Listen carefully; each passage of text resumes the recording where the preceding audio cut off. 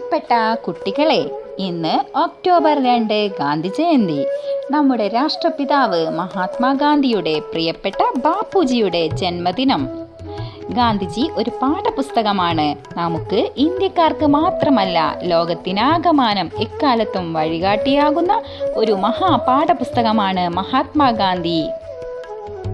1869 October 2 ഗുജറാത്തിലെ പോർബന്തറിൽ കരംചന്ദ് ഗാന്ധിയുടെയും പുത്ലിബായിയുടെയും 4 മക്കളിൽ ഏറ്റവും ഇളയ കുട്ടിയായാണ് ഗാന്ധിജി ജനിക്കുന്നത്. മോഹൻദാസ് കരംചന്ദ് ഗാന്ധി എന്ന് മുഴുവൻ പേര്. ബാലവിവാഹം നിലനിന്നിരുന്ന കാലഘട്ടമായിരുന്നതിനാൽ തൻ്റെ 13ാമത്തെ വയസ്സിൽ പോർബന്തറിലെ വ്യാപാരിയായ ഗോകുൽദാസ് മകാൻജിയുടെ മകൾ കസ്തൂർബയെ വിവാഹം കഴിച്ചു. 1887 മെട്രിക്കുലേഷൻ പൂർത്തിയാക്കിയ മോഹൻദാസ് നിയമ പഠനത്തിനായി ഇംഗ്ലണ്ടിലേക്ക് കപ്പൽ കയറി. ലണ്ടനിലെ ഓക്സ്ഫോർഡ് യൂണിവേഴ്സിറ്റിയിലാണ് നിയമം പഠിച്ചത്. 1891 നിയമ പഠനം പൂർത്തിയാക്കി അദ്ദേഹം ഇന്ത്യയിലേക്ക് മടങ്ങി.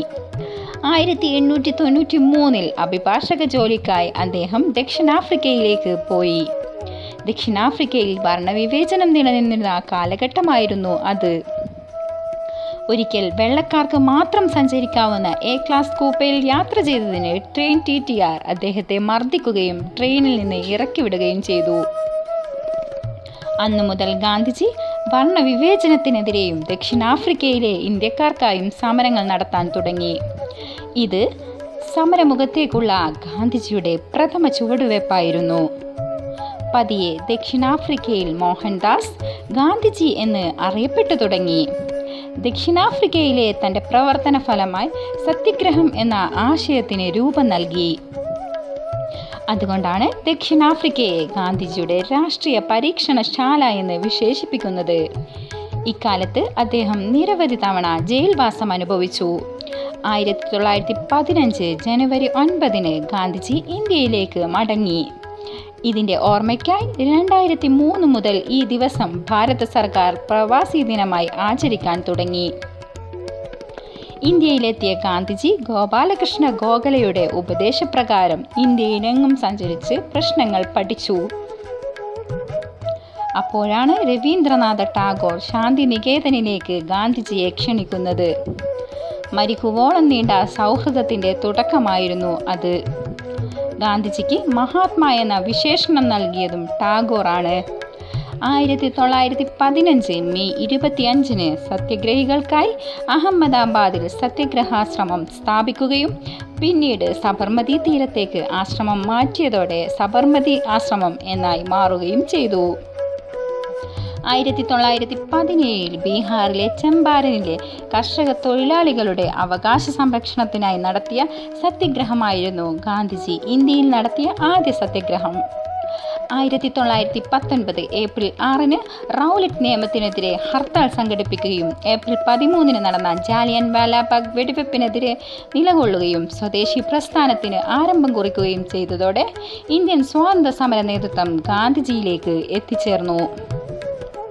ഈ കാലഘട്ടത്തിൽ നിസ്സഹകരണ പ്രസ്ഥാനം ആരംഭിച്ചു. 1921 സ്വദേശി പ്രസ്ഥാനത്തിൻ്റെ തുടർച്ചയായി വിദേശ വസ്ത്ര ബഹിഷ്കരണം നടത്തുകയും ചെയ്തു. 1922 ഗാന്ധിജിയെ 6 വർഷത്തെ തടവിന് വിധിച്ചു. ഈ ജയിൽവാസക്കാലത്താണ് അദ്ദേഹം തൻ്റെ ജീവിതം പ്രതിപാദിക്കുന്ന ആത്മകഥ എൻ്റെ സത്യാന്വേഷണ പരീക്ഷണങ്ങൾ എഴുതിയത്. 1927 ആദ്യമായി ഇത് പുസ്തക രൂപത്തിൽ പ്രസിദ്ധീകരിച്ചത്. ഇന്ത്യയിൽ ഉപ്പ് നിർമ്മാണത്തിന് നികുതി ചുമത്തിയതിൽ പ്രതിഷേധിച്ച് മഹാത്മാഗാന്ധിയുടെ നേതൃത്വത്തിൽ ആരംഭിച്ച അക്രമരഹിത സത്യഗ്രഹമായിരുന്നു ഉപ്പു സത്യഗ്രഹം.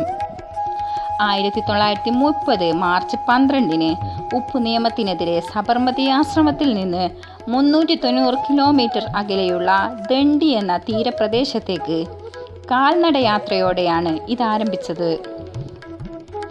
ഇന്ത്യക്ക് ഉടനടി സ്വാതന്ത്ര്യം നൽകുക എന്ന മഹാത്മാഗാന്ധിയുടെ ആഹ്വാനപ്രകാരം ആരംഭിച്ച നിയമലംഘന സമരമാണ് ക്വിറ്റ് ഇന്ത്യ പ്രസ്ഥാനം. സ്വാതന്ത്ര്യലബ്ധിയോടനുബന്ധിച്ച് രാജ്യം വിഭജിക്കുമെന്നായപ്പോൾ എങ്ങും കലാപം തുടങ്ങി. ഒടുവിൽ രാജ്യം വിഭജിക്കപ്പെട്ടു. 1947 അർദ്ധരാത്രി 12 മണിക്ക് ഇന്ത്യ സ്വതന്ത്രയായി. ഇന്ത്യക്ക് യഥാർത്ഥത്തിൽ സ്വാതന്ത്ര്യം കിട്ടണമെങ്കിൽ ഇന്ത്യ ജീവിക്കേണ്ടത് നഗരങ്ങളിലല്ല, ഗ്രാമങ്ങളിലാണ്, കൊട്ടാരങ്ങളിലല്ല, കുടിലുകളിലാണ് എന്ന് വിശ്വസിച്ചിരുന്ന ഗാന്ധിജി രാജ്യം മുഴുവൻ ആഘോഷങ്ങളിൽ മുഴുകിയപ്പോൾ കലാപത്തിൽ മരിച്ചവരുടെ കുടുംബങ്ങൾക്ക് സ്വാതന്ത്ര്യമേകിക്കൊണ്ട് തെരുവീഥികളിലായിരുന്നു. 1948 ജനുവരി 30 വൈകിട്ട് 5:17 മതഭ്രാന്തനായ നാഥുറാം വിനായക് ഗോഡ്സെയുടെ കൈത്തോക്കിൽ നിന്നുതിർന്ന വെടിയുണ്ടയാൽ ചേതനയറ്റ് അദ്ദേഹം വീണു. അന്ന് വൈകിട്ട് ആകാശവാണിയിലൂടെ രാഷ്ട്രത്തെ അഭിസംബോധന ചെയ്തുകൊണ്ട് നെഹ്റു പറഞ്ഞു, നമ്മുടെ ജീവിതങ്ങളിൽ നിന്ന് പ്രകാശം അണഞ്ഞുപോയിരിക്കുന്നു.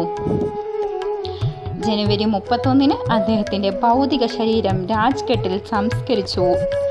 ഗാന്ധിയൻ ആശയത്തോടുള്ള ബഹുമാനാർത്ഥം ഒക്ടോബർ 2 ഗാന്ധി ജയന്തി ഐക്യരാഷ്ട്രസഭ അന്താരാഷ്ട്ര അഹിംസാ ദിനമായി പ്രഖ്യാപിച്ചു.